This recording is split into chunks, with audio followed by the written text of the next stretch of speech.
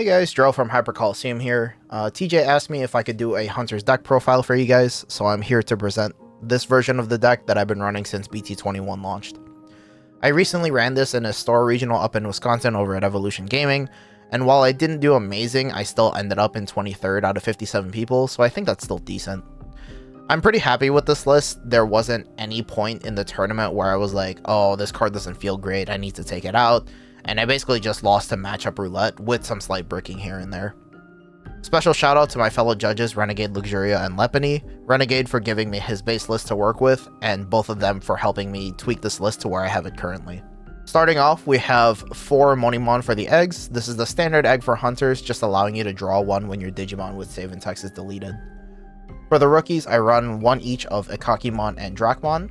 Ikaki's minus 2k DP can come up sometimes, while Drakmon is another plus 2k inherit, but also can help you cycle in the late game in case you already have most of your Tamer lineup on board. Next, I've got 3 BT-12 Gumdramon. It has your main draw inherit for having save and text, as well as possibly drawing an extra card when you play it when you tuck a card underneath one of your Tamers. I've got 4 Psychmon, same inherit as Gumdra, but also allows you to grab cards back from underneath your Tamers with the on-play. It's very helpful for triggering your Tamer's starter main effect and then grabbing back the card you put under in case you need it to go up your line.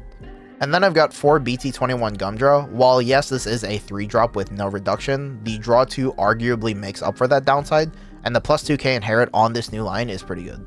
Moving on to the level 4s, I've got 2 Shoutmon King version. Now this might be a little weird as this is your main way of playing Tamers aside from BT-21 Arresterdramon, but in the testing I've done leading up to the store regional, I didn't even notice any drawback to only playing 2 copies. I still got my Tamers out just fine and the deck performed as normal, and then its inherit to delete a 4k or less when attacking is decent to clear out smaller bodies. Next, I've got 2 Warmon, which serves as a bit of control with the D-Digivolve, but is also a good source with the blocker inherit. The fact that it starts at a level 5 D-Digivolve helps so much and only requires 2 sources to hit level 6s.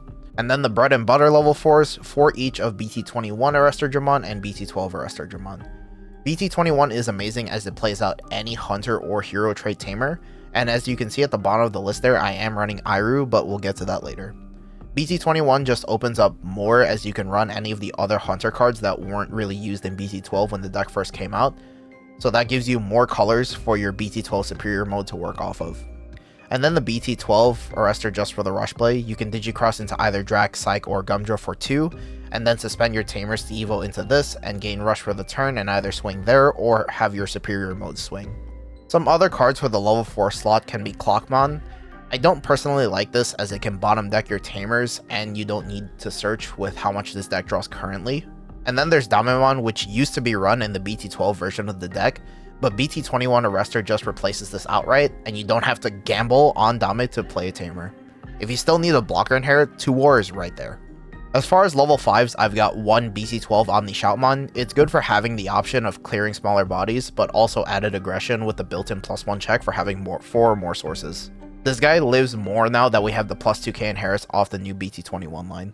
3 BT-12 Superior Mode to give you the control that Hunters was known for back in BT-12. It's still a powerful effect being able to tuck things away under other Tamers or under other Digimon and clear threats on board. And then 4 of the BT-21 Superior Mode. This guy is a powerhouse. The initial reveal made it seem kind of meh, but in practice this guy is crazy, averaging 18 to 20k on your turn and still 14 to 16k on theirs. On top of having Raid and Piercing, and being able to attack unsuspended when you evolve, this will literally punch anything on your opponent's board with ease. I do have a few 6s in the deck, so let's start with Promo Gallantmon. This thing is such a crazy card, and during the store regional, had a good handful of clutch moments playing this. The fact that this still has the same reduction as BT-13 Gallant without the downside of needing nothing on board, still has rush or could potentially be a blocker, on top of removing a big body on your opponent's side or potential recover.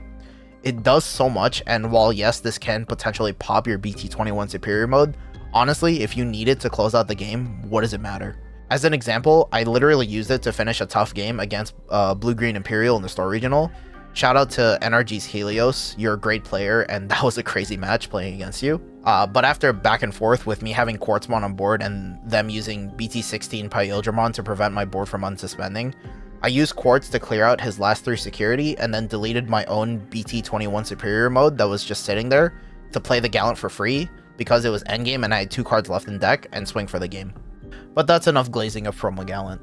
I'm also running 2 Gumdramon aces. Now this serves 2 purposes. The first is more Digivolve, which again is still a strong form of clearing threats, as well as popping all of their Digimon with the lowest play cost. The second is that since this is black, Quartzmon can evo over this for a cost of 6, as well as giving Quartzmon collision. Not that it needs it, but it's a nice bonus. Blasting over either superior mode with this is a very nice control tool, and it did come up in a good amount of games during the store regional. The other card you could run in the slot is Gumdramon Ace. While it's nice to be able to wideboard off the when attacking effect, with the Tamer lineup I have, you need literally Tagiru, Iru, Taiki, and either Digimon Emperor or Watchmaker on board to be able to bottom up to level 6s. And honestly, Gumdramon just felt better in testing to me, but there could be arguments to run either or. Lastly, 1 Quartzmon, as this helps sometimes to guarantee game or buy you a turn because your opponent needs to invest some form of removal in getting rid of this, but removing Quartz can also give you the clapback you need for the next turn since you want to spend first.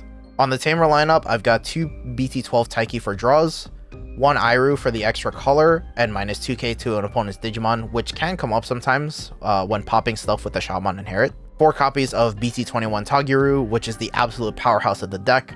Being able to draw 1 and gain 1 memory for tucking a card is absolutely amazing. Another card you could run is BT-12U, but honestly I don't think it's necessary. While the 1 memory is nice, it really isn't needed sometimes. Same thing with the BT-12 Tagiru, the memory setting is nice, but the fact that he can't tuck a card off start of main is a bit rough, and with the new Tagiru gaining memory, you don't really need a memory setter 90% of the time. And now onto the unorthodox choice, Digimon Emperor. Again, special shout out to Lepene on this one. Digimon Emperor is a great card and it always has been, it just needs to have relevancy in the meta. And let me tell you, there's a lot of relevancy right now. Armors, Cross, the Hunter's Mirror, Galactic, Red-based Blue Hybrid, Adventure, and Sakuya to a certain extent. There's a good chunk of decks wanting to push out rookies right now, and gaining 2 memory when they promote can change the tide of game sometimes. Also, the fact that it adds more draw when you're already drawing a ton is just so good. And then 1 Watchmaker to give you a tiny bit of search and added aggression with the extra check.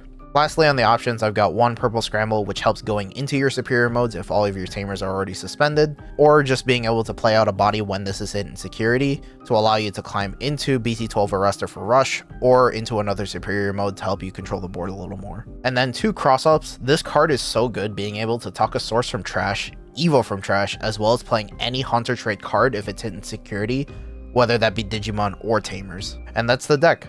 Like I said, I think I like this list where it's at right now, and I don't think I'd change anything. Matchup roulette will forever be a factor, but on a good day, this deck has potential like every other deck in the meta right now, and that's a good thing to see for the game as a whole. But anyway, that's all I've got. Let me know your thoughts below in the comments. If you like this video, please do drop a like and subscribe, and check out our Discord in the description. We've got discussions for all kinds of decks in there, and lists from decks featured in our videos, and I'll catch you in the next one. See ya.